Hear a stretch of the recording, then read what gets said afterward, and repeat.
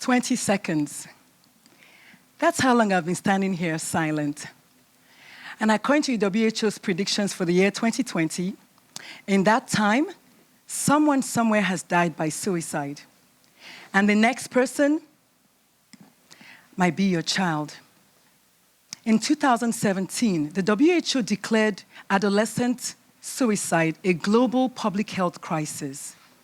In the year 2020, the American Academy of Pediatrics declared youth suicide a national and a global public health crisis. In the next 12 minutes, we're going to discuss youth suicide and try to understand why our kids kill themselves. And I'll teach you 3 things you can do to help curb that pandemic, no pun intended. But let me first state that this talk might trigger some strong emotions in some of us. That said, people ask me all the time, why did I become a pediatrician? And I say it's simple. I love kids. Then I had kids. And between their boyish shenanigans and sibling rivalry, I realized that I can't protect my kids from childhood trauma, especially numero tres over there. Like their parents' divorce, or the effect of the domestic abuse their mother endured, or from who I am as a result of my own childhood trauma. You see, you can't see by looking at me, but when I was 9 years old, I was lured into a cornfield by a friendly adult neighbor. I remember him pushing me onto the ground and laying on top of me. I can still feel the grass and the leaves scratching my skin, the smell of raw corn, the taste and grittiness of sand in my mouth and between my teeth as I tried to scream, but no sound came out. You know, I never really talk about that. Most people don't know about that. Like most adults, I'm largely silent about the traumas that I've endured. Like the near-daily bullying in elementary school on the bus, or racial profiling in America, or my rape in medical school. But one cold November morning in 2015, I swear all the ghosts of my trauma's past were chasing me down a highway in San Antonio, Texas. I was going at over 85 miles an hour. My thoughts and my heart were racing just as fast. I had no seatbelt on. The rooftop of my convertible was down. I was trying to go see God. I was looking for an opening. Anyone here ever heard about ACEs or adverse childhood experiences, or AKA childhood trauma? If you haven't, let me explain. In 1995, the Center for Disease Control and Kaiser Permanente studied 17,000 adults for 2 years. They were looking for the effect of physical, sexual, emotional, and other traumas sustained during childhood. And their studies showed that, indeed, childhood trauma does cause significant medical conditions, including mental health challenges and suicide in some, in later adult life. But what about a child that's currently undergoing trauma? What happens to them? What's the first thing you think about when you hear about a suicide? Mental illness? Depression? The obvious low-hanging fruit. While depression certainly increases the rate of suicide, in children, we must examine the underlying causes of said depressive behavior. Because as far as I know, no child was born sad and depressed and trying to kill themselves. Something happened. In the past few years, in the United States at least, prescription-strength antidepressant use has nearly quadrupled. And in that time frame, suicide rates have continued to soar. How do we reconcile that? And so my argument is that mental anguish and not mental illness is at the crux of most suicides. And in children, trauma is the epicenter. In the form of bullying and child abuse and domestic violence and racism and police brutality and toxic relationships, none of which prescription-strength medications can fix. You know, when I started working with at-risk youth, I realized that kids that kill themselves are not really simply depressed. Oh, no. Amongst other things, they have been betrayed by systems that allow other kids to bully them and adults to prey on them like I was. Betrayed by parents and caregivers who, for the most part, miss the signs, which, by the way, 4 out of 5 teens who attempt suicide leave a sign. And a prior suicide attempt is the strongest risk factor for a suicide death.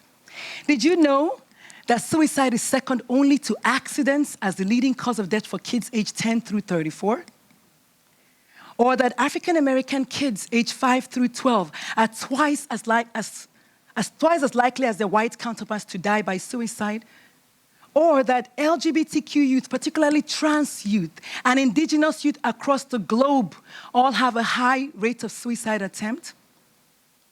One word: trauma. Yes, self-loathing, low self-worth, and negative intrusive thoughts are the key features in the suicide notes of his victims. And so you ask Dr. Lulu, what's up with that? Why is it happening? I thought you'd never ask. You know? In the interest of time, we're going to look at one case, Miss Naika Venant. Because 2 years ago, when I was still a general pediatrician, I quit my job to examine exactly the answer to that question. And so Miss Naika is a 14-year-old female from Miami, Florida, who streamed her suicide live on Facebook only 3 weeks after, check this, another teen suicide for alleged sexual assault by a family member. Betrayal? Check. While Naika used a scarf, some kids will use other personal items like a belt or a jump rope, but most kids will use firearms, often found at home, like my neighbor's son did a few weeks ago in San Antonio. For 3 long hours, onlookers watched and laughed and egged Naika on. One of them was actually allegedly her own mother.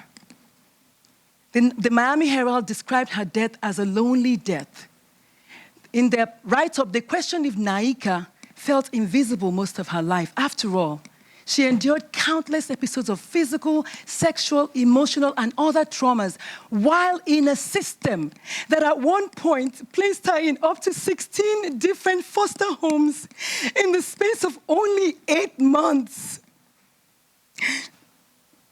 Perhaps she chose a Facebook Live because she finally wanted to be seen. Silence, shame, stigma, and a mix of raw emotions is the perfect recipe for the worst outcome of trauma during childhood. But there's hope. Yes, there's hope. Studies have shown that formerly suicidal youth who can find one single trusted adult in their lives will thrive. That sanctuary is what I offer my patients in my youth suicide prevention practice. And you too can do the same. Yes, you can be the one for the at-risk youth around you. And maybe you can join me in creating a youth suicide-free world by the year 2025. But that's around the corner. So we need to hurry. First thing to do, look for signs. They're everywhere. Remember 4 out of 5? The commonest signs are 1, asking questions, writing, talking about death. Most kids don't do that. Second sign, feelings of shame and hopelessness and worthlessness. Third sign, recklessness or a loss of interest in activities they once loved or just giving away their prized possessions. Second thing you can do, offer these kids empathy and compassion, not judgment and more medications. Third thing you can do, talk to them. And for me, talk stands for tuning in to the right radio frequency of your child, AKA know your kid. Secondly, ask the right questions. What's happening? What happened? Never ask why. And I know you're going to say this. Asking questions about suicide does not make somebody become suicidal. If anything at all, the child will feel like you care about them. And so I permit you to ask the right questions. And if you're going to ask questions, you might as well listen. And so I recommend you lean in, lead from the heart, close the space, and just listen. And of course, keep communication lines wide open as you get them effective help. Because you know one thing that happened in November of 2015? That day could have ended very, very badly for me. But I decided to make some changes in my life. Here's the thing, though. I'm an adult. I can make changes in my life. Most kids cannot. And that's where you come in. And so the first thing I did was analyze my situation, and I realized that my antidepressants were making me worse. And then the second thing I did was I realized that my voice is the loudest voice in my head, and the things I was saying to myself were not good. Needless to say, I've since changed the way I speak to myself. And the third thing I got myself effective help.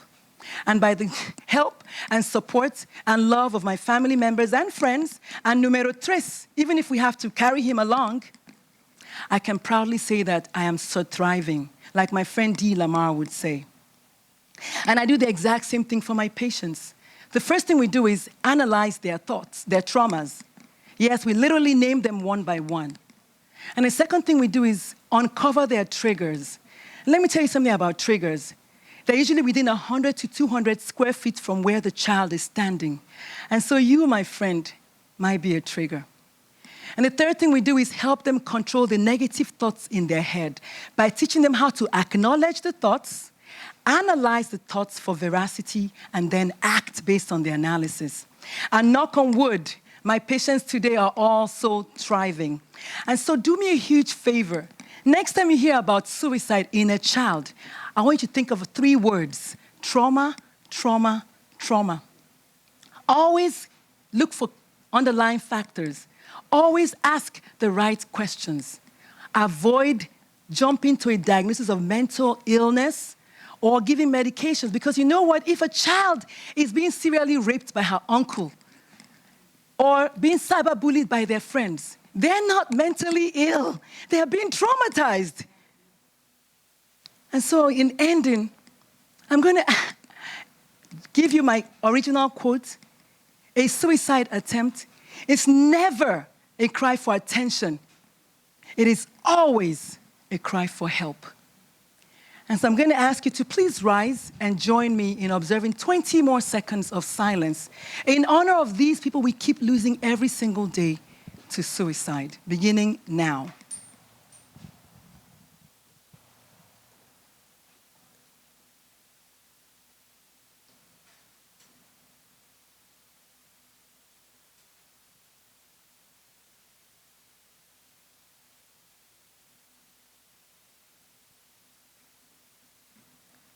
Thank you.